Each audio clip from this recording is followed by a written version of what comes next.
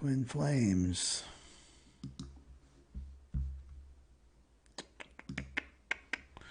Okay, so this is a reading for the solar eclipse for the twin flames. And let me know if you're in a twin flame connection. Okay? And so these are the mirror relationships. Your mirror soul relationships here are the twin flames. So they activate this deep healing. Deep healing and purging. That's a big word right now, is purge. Purging the not self. That's what the twin flame does, right? By mirroring back to you what needs to be healed and integrated.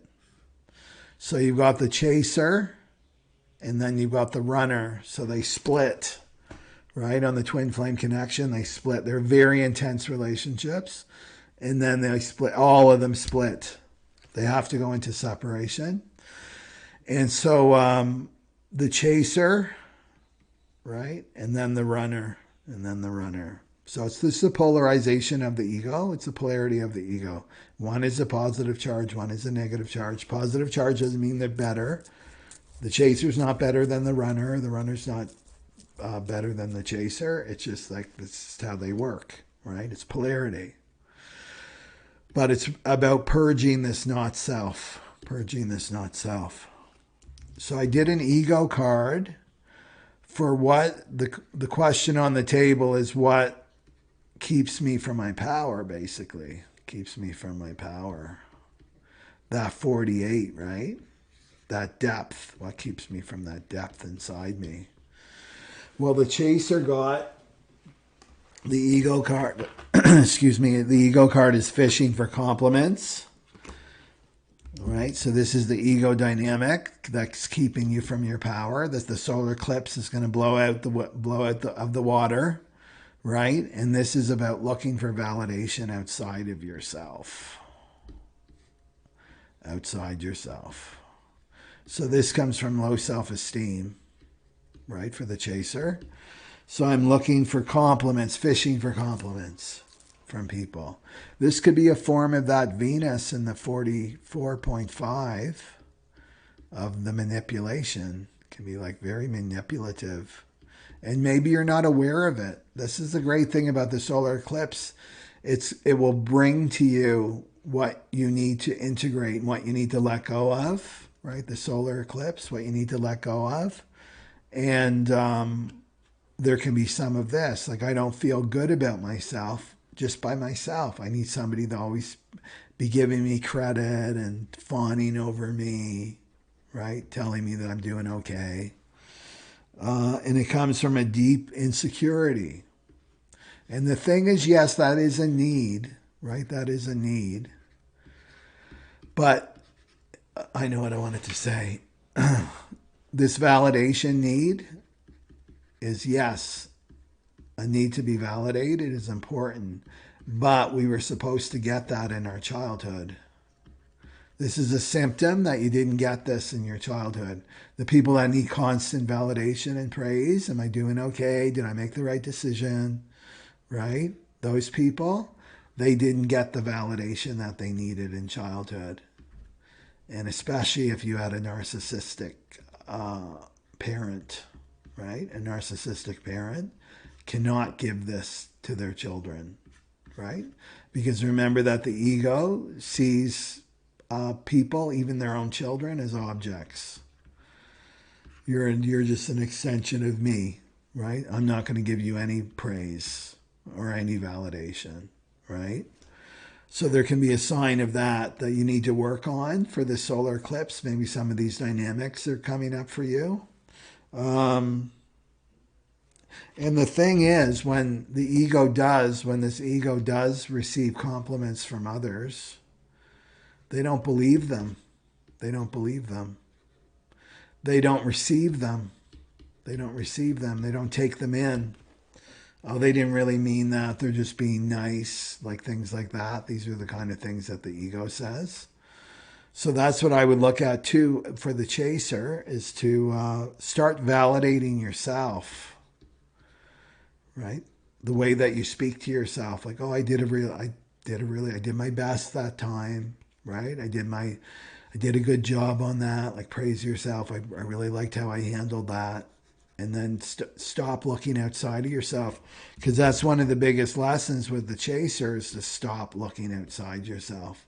Like, bring all that energy back to you for the solar eclipse. And so what's blocking you, right, from this dynamic is the Four of Wands. You can't see that very clearly. Right, there's the Four of Wands. Well, that's the twin flame card. It's other card meanings too, but it's in this twin flame contact. So it's the twin flame itself. Connection. That's the block to you really tapping into your power. And that's the Four of Wands.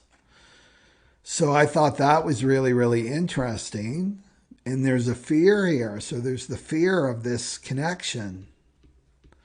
And this is when you want to go deeper, right? The 48. You want to go deeper.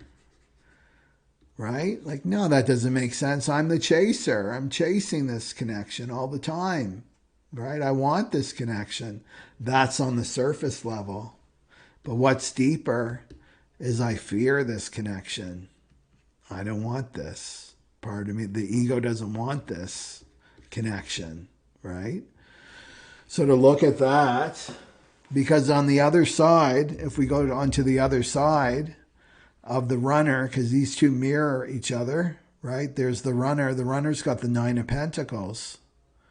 So the runner, how they're fearing their power is they fear singledom. They fear being single, right? Taking care of themselves. Not depending on their karmic partner or some other person that they're in a codependent relationship with. So they fear that, of being on their own, independent, right? Taking care of themselves, Nine of Pentacles, not needing other people, right? And then you've got this, like the chaser fearing the twin flame connection, fearing being with another person, right? So there's the mirror. Do you see the mirror there? One fears being alone and the other one fears being in relationship. And often the chaser is the one that's alone. Right? It's often the runner that's with the karmic relationship because they're finishing up a cycle. So this is you finishing up a cycle here. So to look at this during this solar eclipse, where am I not receiving this relationship? Where am I bluffing myself, fooling myself that I really want this and I don't? I don't want this, right? Because it brings up deep, deep wounding in both parties. So the guidance here for the chaser is the High Priestess, right there. She would be the divine feminine to me too. She's very mysterious. Because that 48, right? The eclipse is the 48. It's deeply, this is dark magic. It's dark magic. This is astrology, right? Astrology is like this too. There's dark magic. There's power here. It's the divine feminine. That's the High Priestess. This is really trusting your intuition, right? It's a deep, deep trust in your intuition. This is trusting that all the answers are inside you in that darkness, in the darkness, chasers. And then it's saying the Eight of Cups, right? And the Eight of Cups is moving on. I'm moving on, right? This way that I'm doing life, that I've been doing life, I need to go. This is emotionally unfulfilling for me, right? So maybe it's to leave this twin flame connection. Not that you can never leave the twin flame connection itself, but you can leave thinking about it, right? To move on to the Nine of Cups. So focusing on what makes you happy, So get clear on that first. It's getting to know yourself. That's what human design's all about too, is getting to know yourself. Know you, right? Make that deep connection with yourself. What makes you happy? Move out of that Eight of Cups. I'm frustrated with this. And listen to your intuition. That's what the High Priestess is saying. the solutions. So here's the thing, right? You ask the question, Chaser, what makes me happy? Maybe you have no idea what makes you happy because you've been so programmed and conditioned to focus on other people. You just ask the question, what makes me happy? And you close your eyes, and that's you putting that bucket down in the well. And then let the bucket come up, right? That's your intuition. And what will come up is the answer, a solution. And then you act from that place, right? You act from that place. Okay. So if we go to I'll do the animal cards after this. So then we've got the runner. The runner's got anger. Anger. Solar plexus, or the solar eclipse. Letting go of anger, anger, anger. So this anger in terms of the ego is a conflict. The runner has a conflict in their mind. So this can manifest as headaches, migraine headaches. This all means conflict. A conflict in your mind. Right? And so the conflict can come up during the solar eclipse because you got Black Moon Lilith there, you got Mercury, you got the Sun and the Moon all on the 48. You got Mars squaring those, right? About completing a cycle, right? You're tired of like, oh my God, this pattern. I've been in this pattern. Maybe all my relationships as the runner. I've been in this pattern with people, right? And trying to live up to others' expectations. Trying to live up to others' expectations. Where did this come from? I can never please anybody. Everybody's disappointed with me. This is the runner dynamic. They're never satisfied with me. I'm never good enough, right? I feel inadequate, right? I feel inadequate. And there's that inadequacy would come from this fear of the Nine of Pentacles, of being alone. I'm inadequate. I can't take care of myself. I'm always dependent on other people. I don't know any other way, right? Well, you got to go deeper, runners. You got to go deeper. Where is the root? Where's the root of these dynamics? Because the anger is going to come up and you don't want to repress it. This is powerful energy that's coming up for this solar eclipse, right? So you want to go deep. You want to get to the root. And the root will always go back to your childhood, right? And the inadequacy and the insecurity will go to your childhood. And this is you. You learned this. This is your conditioning, that I have to be focused on another person, right? Trying to get something, right? Focused on the other person, trying to please them, trying to live to their expectations, being the chameleon. I got to be the person they want me to be. This is a role, right? And what was it? It was to get their unconditional love. That's what you're really looking for, your unconditional love. And what are you learning in the twin flame connection through all this like crazy intensity? Is that the unconditional love is already inside you. It's already inside you. You don't need to be looking outside of yourself anymore for it, right? So again, it's a mirror. It's about bringing your focus back to yourself, right? As the chaser or the runner. See, I mix them up because they are one.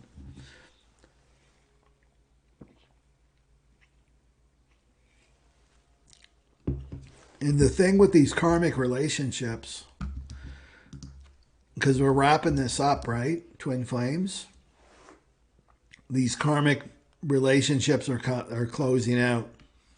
And they're going to come with this Three of Swords. This is the eclipse is activating this Three of Swords. It's going to come with a lot of pain and sorrow.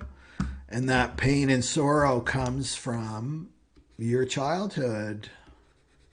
It's that little child. It's that little girl, that little boy that didn't get unconditional love from their parent. They got a lot of conditions that they had to do this for them, they had to behave in this way, they had to be like this other person, they had to be anything but themselves, basically, right? And that can come up with a lot of grief. And that's the Three of Swords. And the Three of Swords is underneath all that anger that's coming up. So go deep. Don't just stay in the anger. Go deep.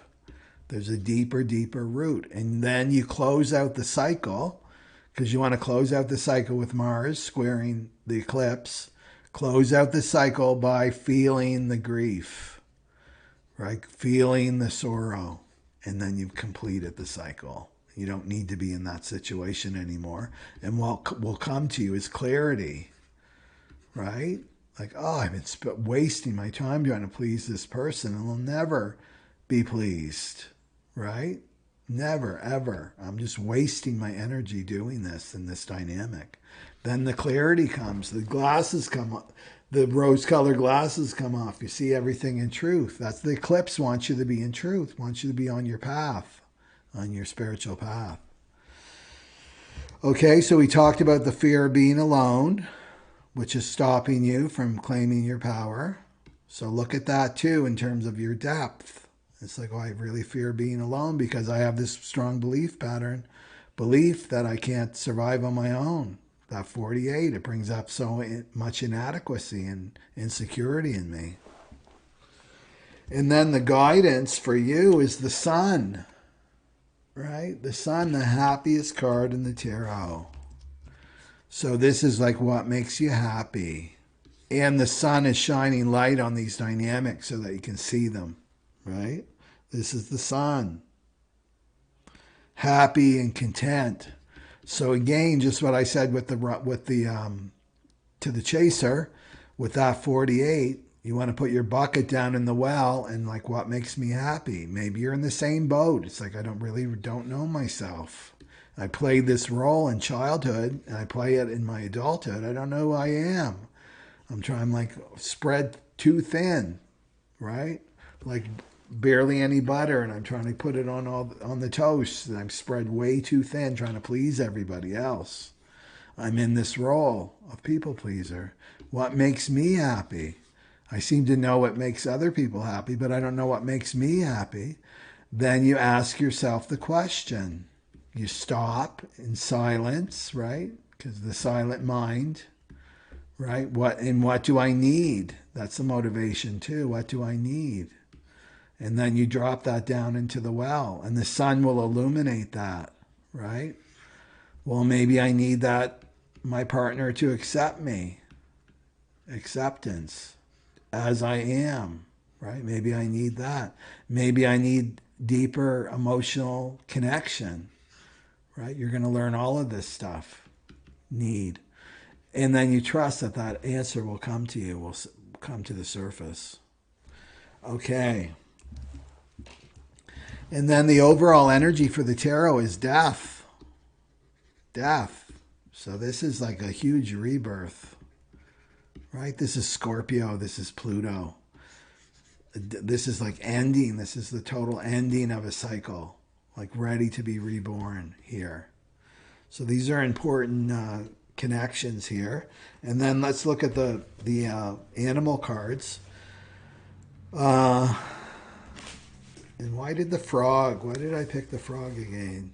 Oh, these were intuitively picked, the frog.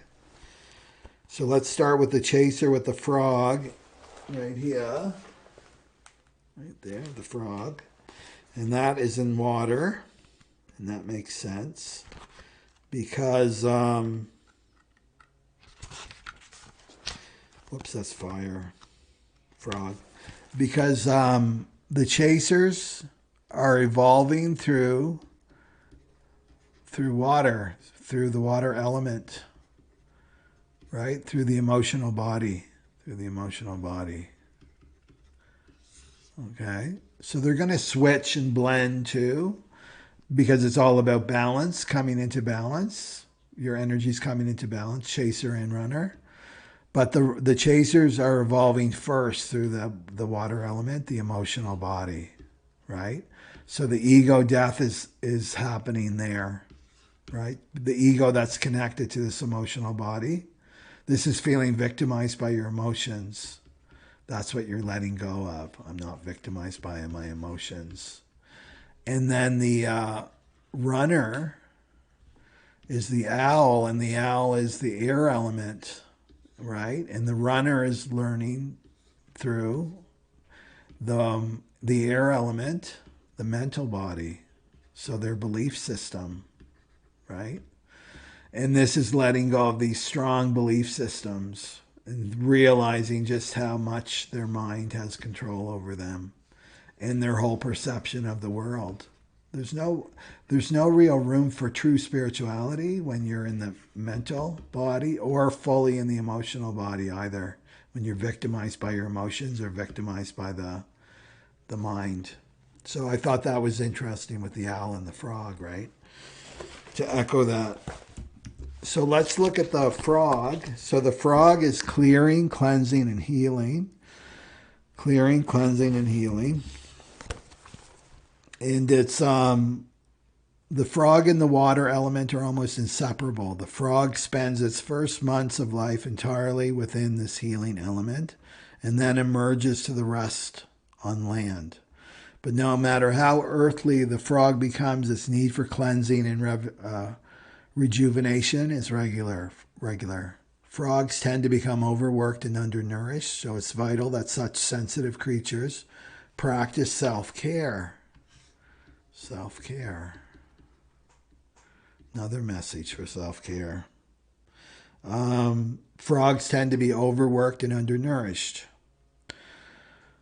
Okay, so this card serves as a reminder that water helps cleanse us, forgive, and release. Time to dive in. Frogs aren't meant to carry a heavy load, right?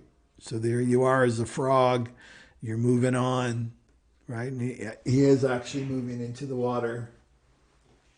Let's see. Let's see it. Moving near the water, right? You can see the water and then the mountains there. So when in balance, so this is about letting go of a heavy load. Maybe you've been carrying this twin flame connection. Maybe you've been carrying it, the more doing the work for the twin flame connection, because you're both connected, right, through the soul. But maybe you've been doing a lot of the heavy lifting here. Well, it's time to pull back. And when you pull back, that the twin flame has to step up. The other one has to step up and do their work, right? There's this balance that happens. So when in balance, your energy is clear. You have an enthusiasm for life. When out of balance, you feel depleted, like you're running on empty. And to bring into balance, go to a lake, a river, an ocean, or a bath, things like that, to come into balance. Yeah. Okay, and then let's look at the other side. We've got the owl. So this also, the frog, goes with the 10th gate. The 10th gate here. And this is about natural, just being your natural self. Yeah. Okay. I just wanted to see something here.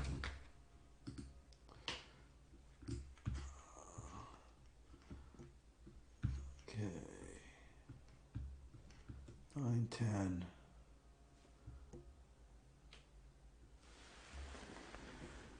Yeah, just with the 10, I know what I wanted to say here. There's the fear of the twin flame for the chaser, the twin flame connection. But if you look deeper at this, because it's the 10th gate, the frog and the 10 go together. This is about a fear of losing your identity. Losing your identity. So this is an ego fear that I'll lose my identity within the twin flame connection. And this is who I think I am, right? Who my ego is telling me I am. There's a deep, deep fear of losing that for the chasers. And fear that the twin flame will take away your freedom. Will take away your freedom. So those are some things to bring up to during the solar eclipse. Yeah. Okay. So let's do the owl and then we'll wrap this up. So the owl, interestingly enough, goes with the 48. The whale goes with the 48, but also the owl goes with the 48. And this is the white owl. This is Harry Potter. Remember when Harry Potter, when the owl started bringing the messages in the first Harry Potter, when he's a little kid and he didn't realize he was a wizard? Right? The white owls were the messengers. They're the messengers. So this is abundance, it's clairvoyant, it's treasures. So the owl is a mysterious. I think the runner got the owl last time too. The owl is mysterious and otherworldly creature found in folklore from east to west. The white owl in this particular deck is the companion of the goddess Lakshmi. She's the goddess of wealth. In beauty and good fortune, she represents. When the owl card appears, it's an omen that a treasure or a boon is on the way, either spiritual or material in the material form. With owl wisdom on your side, you'll see and know exactly what to do with this boon, how it can further your dharma, your soul purpose, and bring abundance to the world. That's the wellspring of treasures. Itself is infinite, and that fits with this money, right? The money channel here too, about your resources and money. Okay. So when in balance, you're generous, trusting and secure, right? You're resourceful, right? That goes with this 48. You're secure. And when you're out of balance, you're fighting about money. There's fighting about money, and you're in scarcity consciousness. And so to bring into balance is to make an offering. So to give, right? To give. That's how you come into balance. Because when you're doing that, you're showing the universe, look, that's where tithing comes from. From religion. It's a deep spiritual law. The more you give, the more you receive. So tithing, right? Give 20% of your income, 20% of your time. There's a reason for that. It's just religion took over and it's like, well, you need to give to us. Tithing is like you give to whomever you choose, right? To whatever you choose, you give to. And this could not just be, it's perfect if you're having money problems, is to give money. It's to give money. It's trusting. And it will come back. Yeah. Okay. So that's what you got for the solar eclipse, twin flames. And then, okay.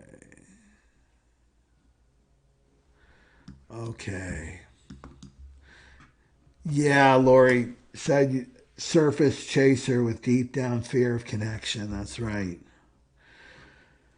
Because the chaser can be so in that energy of not really looking at the reality, like bring it into reality. Well, what would this look like if we actually did connect, right? If we where we were called by the divine to actually be in a relationship, what would that look like?